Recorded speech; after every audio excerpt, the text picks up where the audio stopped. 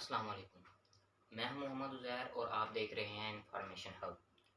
तो आज का हमारा मौजू है कि हम कौन से वो 3 सच हैं जो हम अपने साथ बोलें, एक इंसान अपने साथ बोले तो वो कामयाब हो सकता है। तो सबसे पहले आजकल कामयाबी को क्या कंसिडर किया जाता है कि मेरे पास गाड़ी हो, घर हो, बंगला हो, बैंक बैलेंस हो, तो ये कामयाबी को कंसिडर किया जाता है। चाहे वो मर्द हो चाहे औरत हो, या हर कोई यही है कि मैं कामयाब हो जाऊं। तो ये तो थी दुनिया की कामयाबी। एक मुसलमान होने के नाते हमें आखिरत की कामयाबी भी चाहिए। चाहे वो दुनिया की कामयाबी है या आखिरत की कामयाबी, तो एक चीज़ वो रिकॉर्ड है, वो है मेहनत। चाहे वो हमें दुनिया की कामयाबी हासिल करनी है या आखिरत की कामयाबी, मेहनत हमें दोनों में करनी पड़ेगी। दुनिया में रहते हुए तो हम मेहनत कर लेते हैं कि बिजनेस कर लिया, कोई छोटे जॉब कर ली, तो एक्सपीरियंस हासिल करके हमने बिजनेस, यानी कि जो भी हम मेहनत करना चाहें, जिस तरह भी आप करना चाहें वो कर सकते हैं। अच्छे घर घर गाड़ी वगैरह लेने के लिए। तो आखिरत की कामयाबी के लिए हमारे पास क्या है?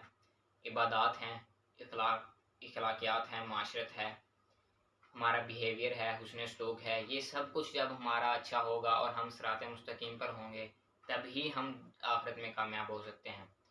तो मैं आज आपको वो 3 सच बताता हूँ जो आपने अपने साथ बोलने हैं, या वो 3 सवाल जो आपने अपने साथ करने हैं और आपको उनका सही जवाब अपने आप को देना है।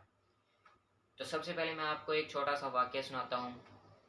इसके बाद मैं आपको अपने मौजू की तरफ आऊँगा कि वो कौन से 3 सच आपने अपने साथ बोलने हैं। तो एक ऊँट का बच्चा अपनी वालिदा से पूछता है कि जो हमारी पलकें हैं, हमारे आई-लैशेज़, ये इतनी बड़े क्यों हैं? तो उसकी वालिदा कहती हैं कि हमने रेगिस्तान में चलना होता है, वहाँ पर जब तूफ़ान आता है तो रेत के ज़र्रे उड़ते हैं। तो कुदरत ने हमें ये पलकें इतनी बड़ी इसलिए दी हैं कि ताकि हम वो जो रेत के ज़र्रे हैं हमारी आंखों में ना जाएं और हमारी आंखों की हिफाजत हो सके। ये पलकें हमारी आंखों की हिफाजत करती हैं, प्रोटेक्ट करती हैं। तो दूसरा सवाल वो अपनी वालिदा से पूछता है कि जो हमारी कमर पर इतनी बड़ी हड्डी है, ये क्यों है, ये इसकी वजह क्या है? तो वो उसकी वालिदा कहती हैं कि हमने रेगिस्तान में चलना होता है, वहाँ पर दूर दूर तक पानी नहीं होता, तो हम यहाँ पर पानी स्टोर करते हैं ताकि हम अब जब हमें ज़रूरत हो तो यहाँ से हम वो पानी इस्तेमाल कर लें। तो वो कहता है ठीक है। तो जो तीसरा सवाल वो अपनी वालिदा से करता है कि हमारे जो पाँव हैं ये बाकी जानवरों की निस्बत चौड़ाई में ज़्यादा क्यों है, इनकी विड्थ ज़्यादा क्यों है? तो उसकी वालिदा कहती हैं कि हमने रेगिस्तान में चलना होता है, रेत में, वहाँ रेगिस्तान में सारा रेत होता है, तो वहाँ पर वो रेत होता है नरम, तो हमारे पाँव वहाँ पर धंस ना जाएं, स्टक ना हो जाए, तो कुदरत ने हमें वहाँ पर आसानी से चलने के लिए इतने चौड़े पाँव दिए हैं, इनकी चौड़ाई इतनी ज़्यादा है। तो कहता है ठीक है। तो वो आगे से कहता है कि जब हमारे अंदर सारे फीचर्स अल्लाह ताला ने रेगिस्तान में रहने वाले रखे हुए हैं, हमें अल्लाह ताला ने बनाया ही रेगिस्तान में रहने के लिए है, तो हम यहाँ पर क्या कर रहे हैं? तो वो कहता है कि हमें तो एग्जिस्ट ही रेगिस्तान में करना चाहिए। रेगिस्तान के अलावा हमारा कहीं पे वजूद होना ही नहीं चाहिए, क्योंकि हमारे फीचर्स, हमारे अंदर सारे फीचर्स अल्लाह ताला ने वहाँ पे रहने वाले रखे हैं। इसी तरह आजकल मिसाल कुछ लोगों की है कि उन्हें पता ही नहीं है कि मैं कौन हूँ, मुझे कुदरत ने किस चीज़ के लिए पैदा किया है, मेरा मकसद, पैदा होने का मेरा मकसद क्या है। जैसे कि कुरान मजीद में अल्लाह ताला का इरशाद है, जिसका मफहूम है कि हमने जिनों और इंसानों को अपनी इबादत के लिए पैदा किया। यानी कि हर एक चीज़, चाहे वो चूंटी भी है इस दुनिया में, उसका भी कोई ना कोई मकसद है इस दुनिया में आने का। तो इंसान तो अशरफुल मखलूक़ात है, तो ये कैसे बेमकसद हो सकती है?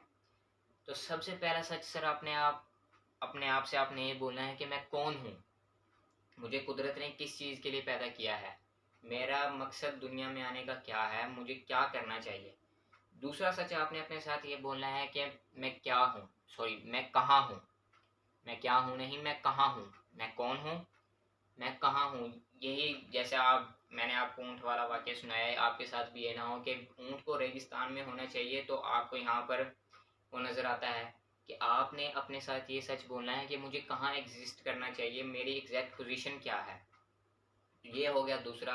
तो तीसरा सच आपने अपने साथ बोलना है कि मुझे कहाँ होना चाहिए, मेरी एग्जैक्ट पोजीशन क्या है। मिसाल के तौर पर एक स्टूडेंट होने के नाते क्या मैं अपने फ़राइज़ सर अंजाम दे रहा हूँ?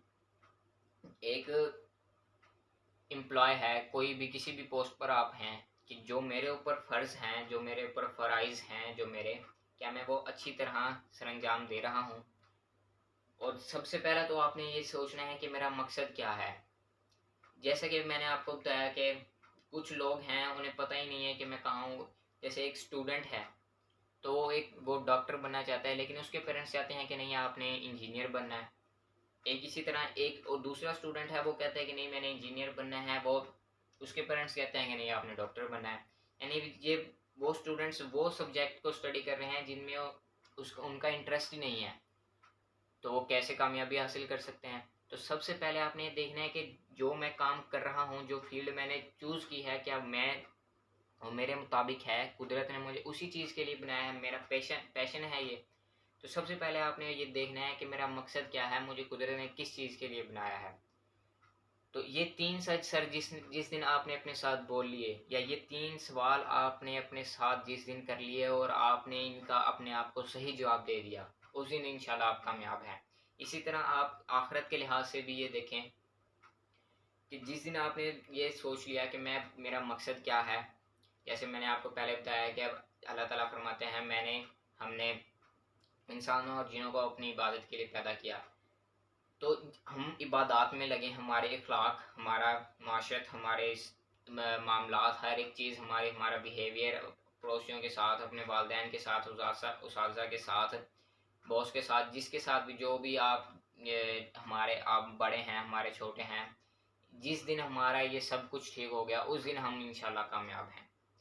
तो ये थी हमारी आज की वीडियो। तो इंशाल्लाह आपको इसी तरह के मौज़ूआत पर मज़ीद वीडियोस मिलती रहेंगी। तो आपसे मुलाकात होगी नेक्स्ट वीडियो में, तब तक के लिए अल्लाह हाफिज़।